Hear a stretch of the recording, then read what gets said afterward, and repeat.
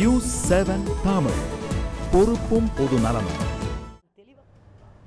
ஜம்மு காஷ்மீர், ஜார்க்கண்ட் மாநில சட்டப்பேரவைகளுக்கான 3ஆம் கட்ட தேர்தல் இன்னும் சற்று நேரத்தில் தொடங்க உள்ளது.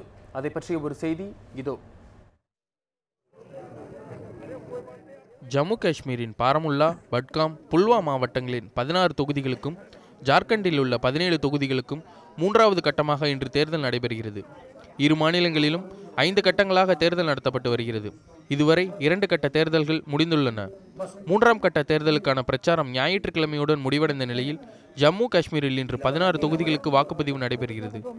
முதலமைச்சர் ஒமர் அப்துல்லா, மாநில அமைச்சர்கள் 3 என மொத்தம் 144 வேட்பாளர்கள் களத்தில் உள்ளனர். அண்மையில் தீவிரவாத தாக்குதலுக்கு உள்ளான ஊரி பகுதியிலும் இன்று வாக்குப்பதிவு நடைபெறுவதால் அங்கு பாதுகாப்பு பலப்படுத்தப்பட்டுள்ளது. வேட்பாளர்களின் வசதிக்காக 1781 வாக்குச்சாவடிகள் அமைக்கப்பட்டுள்ளன. இதேபோல் ஜார்க்கண்டின் 8 மாவட்டங்களில் உள்ள 17 தொகுதிகளுக்கும் இன்று தேர்தல் நடைபெறுகிறது. ஜார்க்கண்டில் மாவோயிஸ்ட் அச்சுறுத்தல் உள்ள பகுதிகளில் பாதுகாப்பு அதிகரிக்கப்பட்டுள்ளது.